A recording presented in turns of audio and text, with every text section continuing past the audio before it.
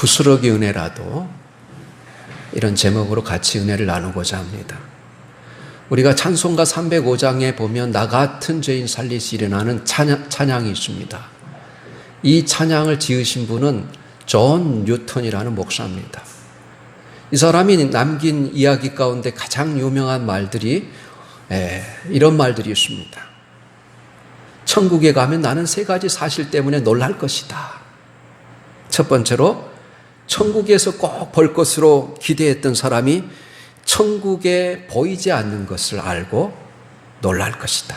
둘째로 내가 천국에서 볼 것으로 기대하지 않았던 사람이 거기에 있는 것을 보고 놀랄 것이다. 세 번째로 내가 거기에 있는 것을 보고 놀랄 것이다. 그런 말을 했습니다. 어떤 사람이 믿는 것 같았지만 믿지 않았다는 사실은 얼마든지 있을 수 있는 일입니다. 어떤 사람은 다른 사람이 보시기에 굉장히 믿음이 있고 하늘나라에 가면 상급이 클 것 같지만 오히려 책망을 받을 수 있는 사람들도 있고, 어떤 사람은 조용히 교회에 왔다 갔다 하는 사람인데, 평범한 사람인데 하늘나라에 가면 큰 상급을 받을 사람들도 있다는 거예요. 여러분, 예수님 당시에도 그런 모습이 있었습니다. 예수님 주위에서 예수님을 향한 믿음이 가장 좋다고 생각하는 사람들은 아마도 제자들이었을 것입니다. 가까이서 예수님을 모시고 그분의 말씀을 늘 들었기 때문입니다. 주님이 대중적으로 선포한 말씀을 잘 이해하지 못할 때 또 다가가서 그 말씀이 무슨 뜻인지 늘 물었던 제자들이 있었습니다. 그런데도 우리가 이 복음서를 읽어보면 예수님이 자주 제자들의 믿음이 적다라고 이야기합니다. 그런데 여러분, 뜻밖에도 생각할 수 없었던 사람들이 예수님께 큰 칭찬을 받은 사람들이 있습니다. 그런데 그런 사람들은 대부분 이방인이었어요. 여러분, 예를 들면 마태복음 8장에 예수님이 가버나움에 들리시는데 그때 로마의 백부장이 예수님 앞에 엎드려서 말합니다. 내 사랑하는 종이 지금 죽어가고 있습니다. 그때 주님이 내가 가서 고쳐주리라 그럽니다. 그런데 이분이 뭐라고 말합니까? 주야, 내 집에 들어오심을 나는 감당하지 못하오니 주님을 내 집에 모실 자격이 없사오니 주님 다만 말씀으로만 하옵소서. 그러면 종이 낫겠나이다. 이 말씀을 듣고 주님이 이스라엘 사람들 가운데 아무도 이만한 믿음을 가진 자를 본 적이 없다라고 칭찬합니다. 왜 그렇게 칭찬하셨을까요? 특히 당시에는 환자를 직접 보지 아니하고 말씀으로 치료하신 사실이 없었음에도 불구하고 그는 말씀으로 모든 것이 해결될 수 있다는 고백을 했기 때문에 그렇습니다. 보지 않고 말씀으로 고칠 수 있다는 이 고차원적인 신앙을 드러냈기 때문입니다. 하나님이 모든 세상을 말씀으로 창조하셨을 때 그 말씀의 능력, 이 창조적인 능력을 믿고 고백했던 그런 모습이 드러났기 때문에 예수님은 이 백부장의 믿음을 크게 칭찬하셨어요. 또 오늘 이 여인에게, 여러분, 이 본문은 마태복음 15장에 더 자세히 기록되어 있어요. 이 여인의 고백을 들으시고 예수님이 이 여인을 어떻게 칭찬하냐면 여자여 내 믿음이 크도다, 내 소원대로 되리라, 이렇게 칭찬해요. 그런데 여러분, 이 로마의 백부장의 그 하인을 고친 사건이나 이 여인의 딸을 고친 사건이나 공통점이 있습니다. 환자를 직접 만나지 않고 말씀으로 치료했다는 사실이에요. 그 여인은 흉악한 귀신 들린 자기 딸 때문에 주님 앞에 나왔어요. 예수님을 믿는 동기가 우리 사람마다 다 다르지만 많은 사람들이 이 자녀들의 문제의 한계를 느끼면서 하나님 앞에 나와 기도하다가 믿음이 생기신 분들이 많습니다. 예수님은 오늘 이 여인의 믿음을 크다고 칭찬하셨어요. 여러분, 영어성이 great, 메가톤급 믿음이라고 이렇게 이야기합니다. 이 여인은 어떤 기적이나 큰 은혜를 바라보았던 것이 아니라 다만 부스럭이라도 내게 허락해달라는 그런 고백을 합니다. 예수님은 이런 신앙을 고백하는 여인에게 보잘것없는 부스러기가 아닌 큰 은혜를 베푸십니다. 예수님은 이 여인의 믿음이 크다고 칭찬하셨습니다. 오늘 우리를 둘러싸고는 이 답답한 현실들 가운데서 우리가 하나님께 구할 때 이 여인을 통해서 우리가 배워야 될 점이 많다는 거예요. 뭐냐면 큰 믿음이라는 것이죠.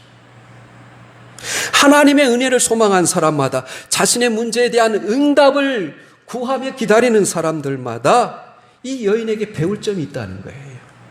그것이 뭐냐면 큰 믿음입니다. 그렇다면 이 여인이 가지고 있었던 큰 믿음은 무엇이었을까요? 첫째로 이 여인은 모든 불리한 조건을 극복하고 예수님께 엎드리는 믿음이 있었다는 거예요. 이 여인은 예수님을 믿을 만한 조건이 없었음에도 불구하고 그녀는 주님 앞에 나왔습니다. 오늘 여러분 26절에 보면 이 여인이 어떤 사람인지를 이야기합니다. 그 여자는 헬라인요 수로보니게 족속이라 자기 딸에게서 귀신을 쫓아내 주시기를 간구하거늘 이렇게 되어 있습니다. 헬라인이라는 거예요.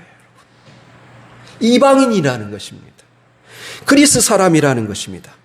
마태복음에 의하면 마태복음 15장에 이 여자는 가나안 여자였다라고 이렇게 기록하고 있어요. 왜 그럴까요? 그 당시 이스라엘 사람들은 유대인이 아닌 모든 사람들을 통상적으로 헬라 사람이라 불렀어요. 그래서 우리가 성경의 로마서나 여러분 갈라디아서에 보면 두 가지로 구분해요. 하나님을 믿는 이스라엘 백성들을 유대인이라고 그러고 하나님을 믿지 않는 사람을 다 헬라인이라고 그래요. 그래서 하나님 안에서는 유대인이나 헬라인이나 종이나 자유인이나 남자나 여자나 다 그리스도 안에서 하나이니라 이런 말씀이 나오죠. 로마서에서도 먼저 이 믿음은 유대인에게 있고 그리고 헬라인에게 있다. 그러면서 로마서 1장 10절에 오직 의인은 믿음으로 말미암아 살리라 그렇게 말해요. 그 당시 예수님이 활동한 당시 헬라 문화가 가장 번성하였던 시기였기 때문에 그렇습니다. 그런데 오늘 본문에 이 여인을 수로보니게 여인이라 이렇게 소개해요. 수로보니게라는 말은 두 단어가 합성된 단어입니다. 시리아라는 단어와 베니게라는 단어가 합성된 겁니다. 여러분 베니게라는 이 단어는 역사 시간에 페니키아라는 나라가 나오죠. 이 페니키아라는 뜻입니다. 그러니까 이 여인은 시리아의 페니키아 출신의 사람입니다. 오늘 이 사건이 발생한 이 두로 지역은 이방인이었어요. 이방인 지역입니다. 왜 예수님은 두로 지방으로 가셨을까요? 예수님은 이스라엘 땅에서 바리새인들과 정결함에 대한 논쟁을 벌입니다. 제가 이 말씀을 선포하지 않았지만 여러분 바로 7장 이 1절에서 23절까지 내용은 이 장로들의 유전, 장로들의 전통의 문제를 가지고 예수님과 논쟁을 하는 거예요. 예수님의 제자들이 손을 씻지 않고 밥을 먹는 것을, 식사를 하는 모습을 보고 이 사람들이 예수님과 시비를 겁니다. 그때 예수님이 결론적으로 하는 말씀이 너희들이 장로들의 유전이나 전통은 중요시 여기면서 하나님의 말씀, 하나님의 율법을 무시하는도다. 부모님에게도 고르반 하나님께 드림이 되었다고 하면서 부모님을 진실로 공경하지 않는 그 모습을 주님이 비난하십니다. 그래서 예수님이 두로 지방에 오신 이유는 뭐냐면 자기 동족 유대인들은 주님을 배척하고 주님의 말씀을 받아들이지 않지만 이 신앙적인 배경이 전혀 없었던 이방인이었던 이 여인이 자기가 사는 마을에 예수님이 오신다는 소식을 듣고 누구를 통해서 들었는지 모르지만 예수님이 오시자 마시자 여러분 1분 1초도 지체하지 않고 달려와 주님의 발 아래에 엎드렸습니다. 그리고 자기들이 이 귀신 들린 것을 고쳐달라고 간절히 호소합니다. 예수님은 예수님을 믿고 신뢰하고 달려온 이 아름다운 여인의 믿음, 그 태도를 보시고 너무 기뻐했을 것입니다.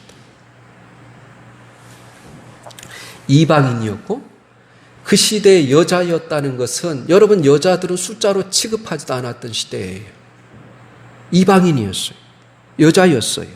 이런 모든 열악하고 불리한 조건에도 불구하고 주님께 나와 엎드려서 주님을 만나는 은혜의 통로가 됐습니다. 우리 모두 이 여인처럼 어떤 문제를 만나든지 즉시 주님 앞에 엎드려 지혜로운 성도들이 될 수 있기를 예수님의 이름으로 축원합니다. 그러면 주님이 이렇게 당신 앞에 엎드려 간구하는 우리의 간구를 외면치 아니하고 들어주실 것입니다. 우리 한번 에레미야 29장 11절 13절 말씀 한번 읽어보겠습니다. 우리 같이 읽습니다. 시작. 여호와의 말씀이니라. 너희를 향한 나의 생각을 내가 아나니 평안이요 재앙이 아니니라. 너희에게 미래와 희망을 주는 것이니라. 너희가 내게 부르짖으며 내게 와서 기도하면 내가 너희들의 기도를 들을 것이요 너희가 온 마음으로 나를 구하면 나를 찾을 것이요 나를 만나리라. 그래서 이 여인은 그런 모든 열악한 조건을 극복하고 주님 앞에 즉시 와서 여러분 무릎을 꿇었다는 거예요. 이 무릎을 꿇는다는 단어는, 예수님 발 앞에 엎드렸다는 이 단어는 예배한다는 단어예요. 어느 정신지체아에 그 딸을 가지고 있는 어머니가 있었습니다. 이 어머니는 정신적으로 부족한 자기 딸을 너무나 사랑했어요. 애지중지했어요. 일일이 먹이고 입혔습니다. 그야말로 온갖 정성을 다했습니다. 언젠가는 이 아이가 어머니 감사합니다라는 한마디 말만 들을 수만 있다면 죽어도 소원이 없겠습니다. 이렇게 고백하는 겁니다. 어머니 감사합니다. 이 말 한마디를 할 줄 모르는 자식도 끝까지 사랑하는 것이 어머니의 모습이죠. 보십시오. 이 헬라인 어머니도 그 딸을 사랑했습니다. 너무나 소중하게 여겼습니다. 흉악한 귀신이 들렸음에도 불구하고 소문을 듣고 희망을 잃지 않고 주님께 나왔습니다. 그래서 모든 이 열악한 환경을 다 극복하고 예수님 앞에 나와 엎드려 간구했던 것이죠. 그래서 하나님이 우리에게 원하시는 믿음은 뭡니까? 모든 열악한 상황 속에서도 그 환경을 깨뚫고 주님 앞에 나와 엎드릴 수 있는 믿음, 이 믿음을 소유할 수 있기를 예수님의 이름으로 응원합니다. 두 번째로, 이 여인은 예수님의 냉정한 거절을 극복한 믿음을 가졌어요. 오늘 27절을 보십시오. 우리 같이 읽겠습니다. 27절 시작. 예수께서 이르시되 자녀로 먼저 배불리 먹게 할지니 자녀의 떡을 취하여 개들에게 던짐이 마땅치 아니하니라. 여러분, 이것은 모욕에 가까운 예수님의 거절입니다. 어떤 사람은 이 말씀을 보고 예수님도 인간에 대한 편견을 가지고 있다라고 흥분합니다. 여러분, 편견이라는 것이 무엇입니까? 편견은 오래 가는 것입니다. 그 사람에게 어떤 사람에 대한 인식과 생각이 오랫동안 고정되어서 그 사람에 대한 이미지가 변하지 않는 것을 편견이라고 해요. 이 편견은 쉽게 깨지지 않는 것입니다. 예수님이 편견을 가지셨다면 조금 후에 완전히 말을 바꾸어 그녀를 칭찬하시지는 않았을 것입니다. 이것은 뭐냐? 편견이 아니라 이 여인의 모습을 통해서 믿음을, 그 간절함을 시험한 거예요. 이 여인이 어떻게 반응하나 시험하셨던 것입니다. 예수님은 이 여인의 순수한 믿음을 가지고 주님 앞에 나와 고백하는 것을 모든 사람이 보는 가운데 드러내고 싶었어요. 사실 여러분, 예나 지금이나 창세기 12장에 우리 주님이 아브라함을 부르시고 이렇게 말씀하시잖아요. 내가 너로 큰 민족을 이루고 내게 복을 주어 내 이름을 창대하게 하리니 너는 복이 될지라. 그러면서 땅의 모든 족속이 너로 말미암아 복을 얻으리라 그래. 그래서 창세기부터 계시록까지 주님의 생각과 가지고 있는 태도는 뭐냐? 먼저는 이스라엘 백성들을 구원하는 거예요. 이것이 구원사적인 원리였습니다. 이것은 창세기부터 정해진 원리였어요. 그래서 예수님이 뭐라고 이야기하냐면 먼저 이스라엘, 이 이스라엘의 잃어버린 영혼을 위해서 내가 보냄을 받았다 그래요. 이 중요한 주님의 구원사적인 원리에 입각해서 주님이 자녀의 떡을 취하여 개들에게 던져주는 것이 옳지 않다 선언함으로써 이 여인이 어떻게 나오는지를 시험하는 거예요. 여러분, 삶은 시험입니다. 날마다 살아가는 모습을 하나님은 우리 지켜보고 계세요. 내 언어, 내 행동 하나하나 지켜보시고 우리를 테스트하고 있습니다. 사람의 눈을 모두 피할 수는 있어도 전능하신 하나님의 눈을 피할 수는 없어요. 이 사건과 사람 앞에서 우리가 어떻게 반응하는지, 우리가 내게 주어진 이 환경을 어떻게 해석하는지 주님께서 모든 것을 보고 아신다는 사실을 잊지 마시기를 예수님의 이름으로 권면합니다. 그래서 이 여인은 이 주님의 시험에 합격했어요. 마태복음에 보면 이 여자가 나오면서 이렇게 소리칩니다. 다윗의 자손 예수여 나를 불쌍히 여겨주소서. 내 딸이 흉악한 귀신에 들렸나이다. 예수님이 움직이는 곳마다 계속 따라다니면서 시끄럽게 하는 거예요. 그러니까 제자들이 예수님께 나와서 이 여인을 보내자고 이야기합니다. 그런데 주님은 한마디도 하지 않습니다. 제자들은 이 여인이 귀찮다고 내쫓아버리자고 이야기했어요. 이런 멸시를 받고도 물러서지 않습니다. 아니, 예수님께서 개 취급을 하면서 자녀에게 떡을 청하여 개에게 줄 수 없다는 이 모욕적인 말을 듣고서도 물러서지 않아요. 그 여인은 적극적으로 상아래 개들도 아이들이 먹던 부스러기를 먹나이다. 그렇습니다. 나는 개 같은 사람입니다. 하나님의 거룩한 백성에 비하면 나는 이방인인 개 같은 사람입니다. 하지만 그럼에도 불구하고 하나님의 은혜를 받기를 원합니다. 이런 뜻이에요. 멸시와 모욕을 당하면서도 끝까지 포기하지 않았다는 거예요. 때때로 우리는 우리의 절박한 문제를 가지고 하나님 앞에 나와 기도할 때 주님이 쉽게 응답하지 않는다고 거절하셨다고 느낄 때가 있습니다. 그리고 스스로 자신을 자조하면서 신앙의 길에서 후퇴합니다. 그것은 우리가 참된 믿음을 갖지 못했다는 것을 구체적으로 증거하는 거예요, 여러분. 믿음은 지속적인 거예요. 신뢰하다는 이 단어, 예수님을 믿는다는 이 단어는 한 번 기도해서 응답이 오면 믿고 한 번 기도해서 응답이 오지 않으면 믿지 않는다는 것은 믿음이 아니라 흥정이에요. 우리가 일회용 자동 판매기처럼 기도의 응답을 기다린다면 그것은 우리의 믿음의 수준입니다. 내가 하나님을 믿는다는 것은 어떤 상황에서도 계속 믿는 것을 말해요. 무엇인가 최선인 것을 아시는 이 하나님을 믿는다, 하나님을 신뢰한다는 것은 하나님을 사랑하는 자, 곧 그 뜻대로 부르심을 입은 자들에게 모든 것을 합력하여 선을 이루신다는 것을 신뢰하는 거예요. 이 전능하신 하나님을 믿는다면 지금 당장 어떤 응답이 없을지라도 계속하여 믿는 것입니다. 여기에 우리의 기도와 신앙에 대한 시험이 있는 거예요.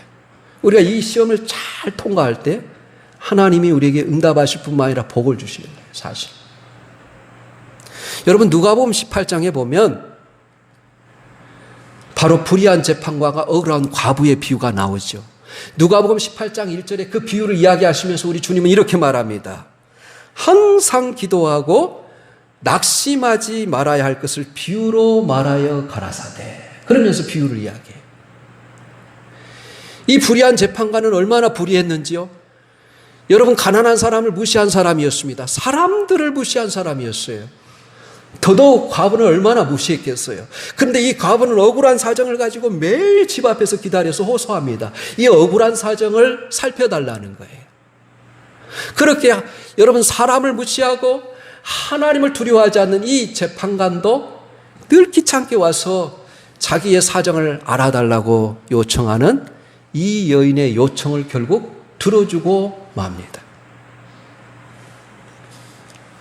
그래서 예수님께서 그 말씀의 결론을 뭐라고 말합니까?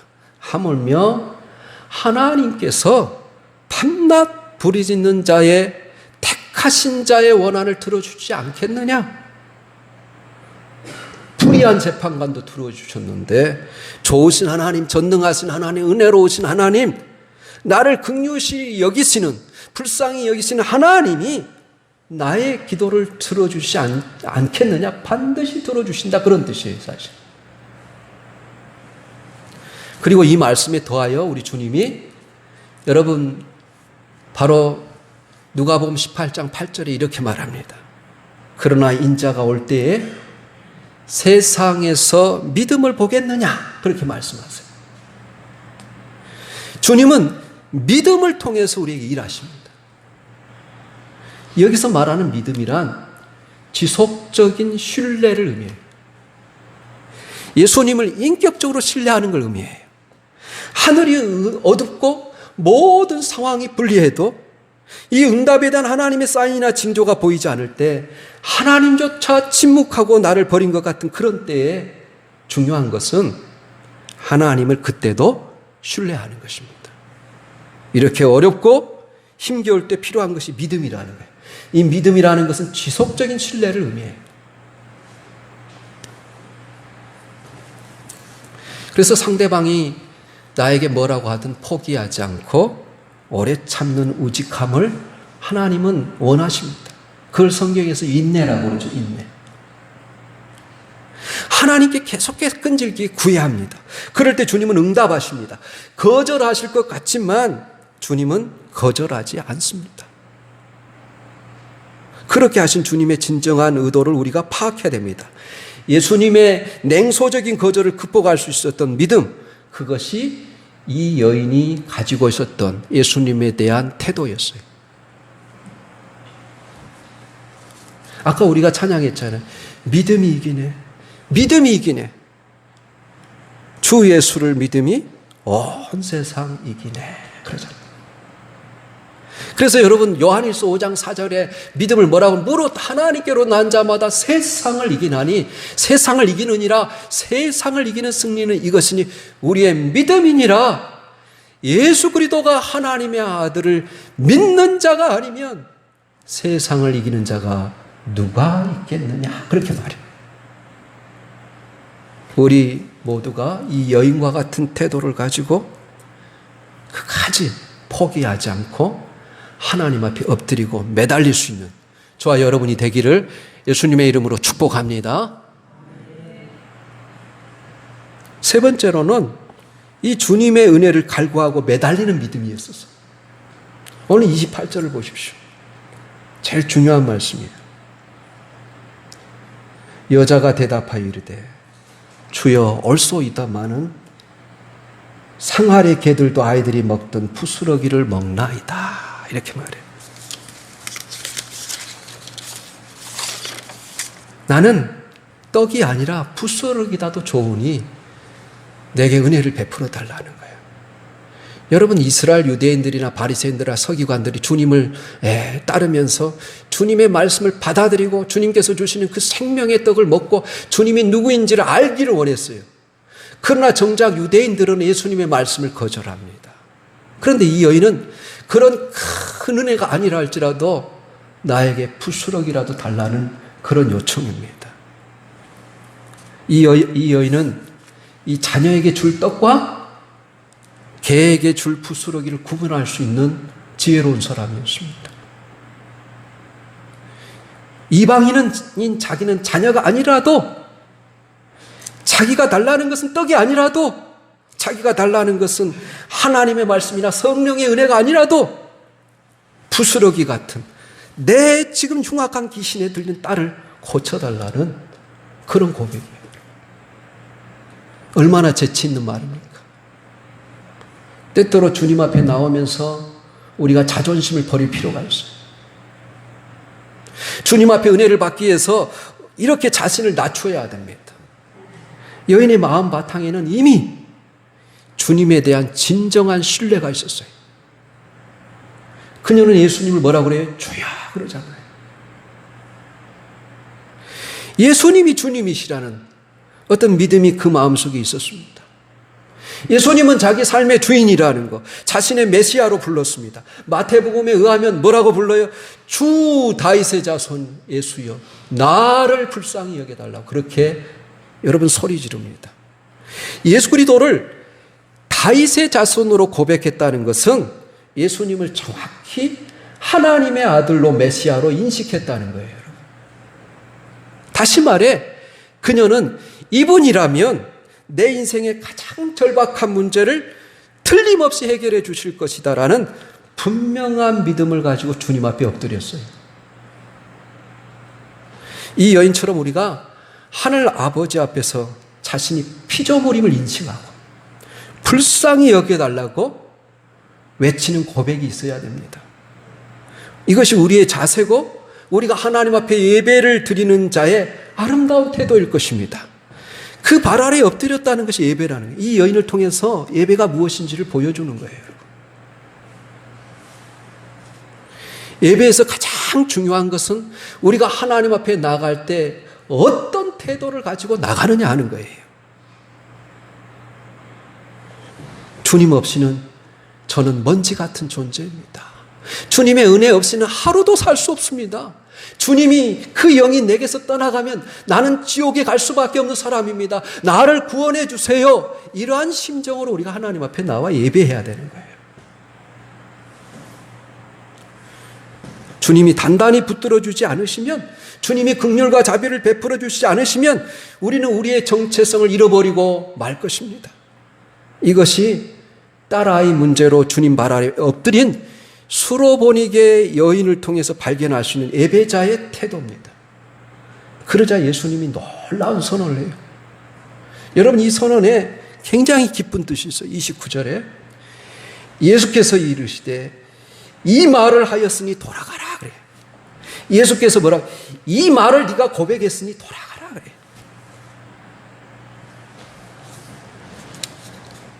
이 여자의 대답을 주님이 기다리시고 계셨어요.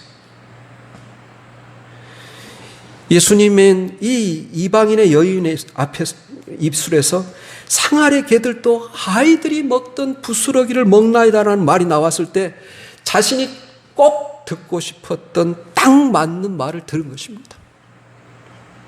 우리는 예수님이 이 여자의 요청을 처음에 냉정하게 거절했던 것이 바로 이 고백을 나오게 하기 위한 것임을 알 수 있어요. 즉 이 말 한마디에 이 여인의 믿음이 충분히 드러난 것입니다. 예수님은 내가 이 여인의 고백을 들으니 내 마음이 흡족하다고 느낀 거예요. 너무 기쁘게 여긴 거예요.